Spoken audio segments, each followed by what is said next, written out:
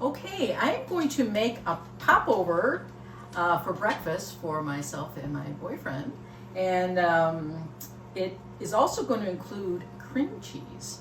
I've been making this and I've been showing the end result, and people have gone crazy over it. So I want to show how I do it. It's such a simple recipe. Now it's all about how this the popover. If you're not familiar with the popover, it's something that sort of blows up in the oven. It's basically kind of a pancake batter. It's all about temperature, and it's all about having a very hot oven and a very hot pan. So before I show you what the ingredients are, I'm going to show you that I'm using a 10-inch cast iron pan, ungreased, and I'm going to put this as the oven preheats to 450 degrees. I was talking to Chris about, I will put down in the information the other metrics that, international metrics of what I'm using here. This is a 10-inch pan, or is it 9-inch pan? 9-inch pan, sorry. You want the sides to go up. This fits the ingredients perfectly. It will rise up. So I'm going to put this in the oven that is in process of being preheated to 450 degrees. Put that in there, ungreased, just throw it in. Okay. Now we're going to do the recipe. I have had this, the butter is frozen. It can be room temperature butter as well, but I have it frozen. And I have 3/4 of a cup flour, 3/4 of a cup milk, and 3 eggs. There's a lot of threes in this, so it's a very easy recipe to remember. 3/4 cup flour, 3/4 cup milk, and 3 eggs. I also have here the cream cheese. It's a half a block of cream cheese that I cubed, and we'll put this in when everything is in the oven. So, first thing we do is we put the eggs in the bowl. Now, I'm using a smaller bowl because we'll be pouring this batter into the oven with the pan in there still.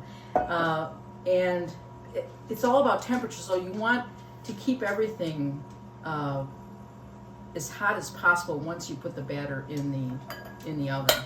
So let's do this. 3 eggs. And the other aspect to this recipe that's important is getting air into the batter, because it's the air and the liquids that form the gases that puff up everything. So first we're going to mix, and this is what this is good for. So I would use a whisk. Get this nice and whisk the eggs. Oh, it's pretty good. I add the milk all together, 3/4 cups, and I'll put the metric things in the description again. Now, as I'm doing this, there is salt. You can put in, I don't know, half a teaspoon of salt. I am going to forgo the salt, but that's just my desire. It's kind of a sweet bread, and I mean, salt does enhance the flavor, but I don't know, when I added salt, it seemed a little too salty for me for some reason, so I'm just leaving it out. But feel free to use, I would use a half a teaspoon of salt, or a pinch, I don't know.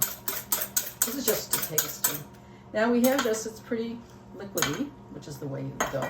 Now with the flour, it's a little flour at a time. Don't dump the whole thing in, because it'll get very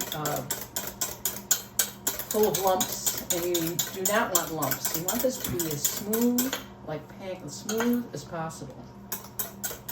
You'll notice that it's frothing up a little bit. That's okay too. So a little at a time.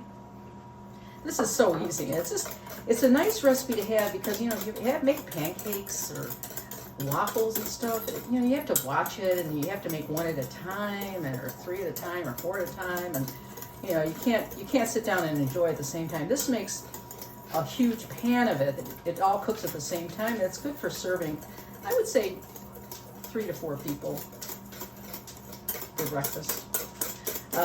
When you make this, I'm adding the cream cheese. You can also, after it's cooked, drizzle maple syrup on it, Nope, the butter's already in it, so you don't have to add any more butter. Or use some kind of preserves over it, which is delicious as well. Or even just plain. Now I am adding the cream cheese. So again, we're looking for this no lumpy thing. The first time I made it, it said just mix. The recipe said mix, and so I had lumps in it, and I thought, well, it didn't say to make it, to make it lump free. So, but it was a problem because it got very crusty. You see how it's frothing up. That's a good thing. And the last of the flour.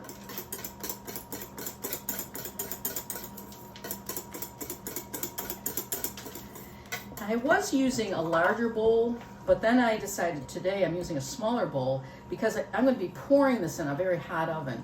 And when I use a larger bowl, I had trouble turning the liquid into the cast iron pan. This looks good. You can let it sit. So again, if it gets to be warm, room temperature, that's ideal. I mean, you can start everything with cold ingredients and maybe let it sit for 20 minutes or so, or while the oven is preheating. But you just want it to not be ice cold. Now, I am using frozen butter because I always have butter in the freezer, and it's the easiest thing. You can have regular butter in the room temperature butter as well. That'd be fine. But this does not go in the batter. This goes in the pan. And I'm going to put this frozen in the pan. I'm going to do it right now. I'm going to pull it out, and you'll see, I think the pan it's not quite heated enough right now. So I should wait for the pan to reheat. So should I talk about my feelings or what? About the oven temperature and how long it preheats for? Well, this oven temperature is at 450, so it's a hot oven. Whenever you put anything in there, you have to think about if it can withstand that kind of heat. Cast iron pans are perfect for this thing. Or probably you probably could use a glass, nice glass bowl, Pyrex bowl that can handle a lot of heat. But if you have anything in there with a handle, you have to be careful if it has handles in it. Some things. Now, normal popovers, they have their own tins. They're like muffin tins. And they're very long and narrow, and they have these little like nettings, so when they get tall, they don't touch each other. You could certainly use those. I have seen people use muffin tins as well, but they don't get as tall. This is not, it's going to be puffy. It's not going to be hugely tall because it's spread out. Popovers are also known as what's the British thing in the roast beef thing? I can't remember the name of it. Yorkshire pudding. It's a Yorkshire pudding, but this is as you notice, there's no sugar in this. So this is a Yorkshire pudding, but I am adding the cream cheese. The Yorkshire pudding, you would be putting the same batter, only you'd be putting in the roasting pan with the meat. So this is without the drippings from the beef or whatever meat you're using. This is with butter. So this, when the pan gets hot enough, it's almost there, I'm going to put it in the pan and it's going to sizzle. And I can do that now actually. Let me put this in there. Because this has got to get to a smoking temperature. I'll just show you what's going to happen here. It's preheated. You hear that sizzle, that's good. Now that's a frozen piece of butter. You want it smoky and you want it sizzling. And that's going to take about maybe a minute to get to a liquid state, and then I'm going to add this. Now it's interesting how this is already, you can see how it's got a lot of air in it. That's why this thing is so nice. The eggs help as well as the whisk. So then what we're going to do, we're going to check the butter. I'm going to get a little fork to make sure it melts completely, and then we're going to put it in the oven. And we'll add the cream cheese, and we'll bake it for 20 minutes. Let's check it. It's still sizzling. Now this is frozen butter. If you had regular butter from, the room temperature butter, it would probably melt down immediately. Now butter will burn at 450 degrees, and that's it. You don't want to leave it in there for more than, it's without the batter for more than like a few minutes. But just so it melts, we're going to add this. We're going to add this, and then we're going to add the cream cheese. Now the cream cheese will cool the temperature down because it's you know it's taken from the oven. Oh. This is almost. Can you see this? Mm-hmm. Yeah, it's almost. It's not burning yet, and it's almost melted. Pull it out a little more with your pot. Yeah. Safety first. I have a safety first. Never do what I do at home. It's probably not a good thing to do. Yeah. Let's see. What was I doing? I was. You're about to pour that in there. Yeah, it's gotta melt. It's almost done. It's almost melted. So when you don't see the butter anymore, it's ready to go. Ready to What you're go. gonna do is you're gonna pour this in there. Wow. Pour that in there, and then we have Oh. the Cream. cream cheese. Now the cream cheese, you could put it in the batter, but then when you pour the batter into this, it would be all clumpy. So I'm gonna just keep it separate, add it in throughout the whole batter.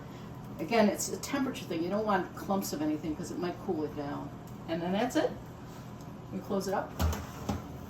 That's 450 degrees. And 450 degrees for 20 minutes. And we'll be right back with the final popover with cream cheese.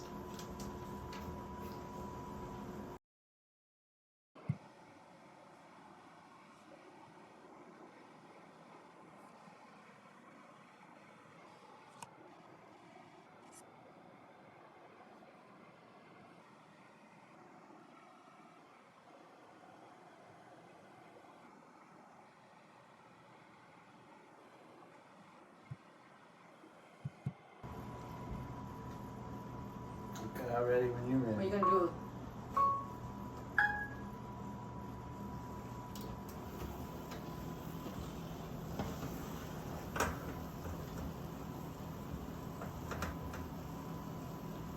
You can talk. So this is the popover. It's coming out of the oven right now. It's a popover with a buttered popover. Butter is the oil, and with cream cheese. Cream cheese remarkably does not burn under these high temperatures of 450 degrees. So that is, now it will start falling when it hits the cooler room, and you can see the steam coming out of it. That's what's causing the expansion. It's the liquid in the egg and milk mixture that's making the flour rise. So I think we're good taking this out, Chris. Mm-hmm. Okay, let's see here. Well. So, I mean, it did not take long here. I'm gonna, you can let it cool down, or you can serve it. You can put this right on the table if you're having like a brunch or something. And it's very impressive. Now, as it sits here, it will start collapsing on itself, but it still stays pretty puffy. It's a very tender kind of. You think, well, it's mostly air. That's why it's so tender. Let's see if we can get a piece out. And as I said earlier, you can put maple syrup over it. You can put jelly, preserves, ice cream. I mean, you can do whatever you want with it. It has cream cheese in it. Lift this up. Whoa.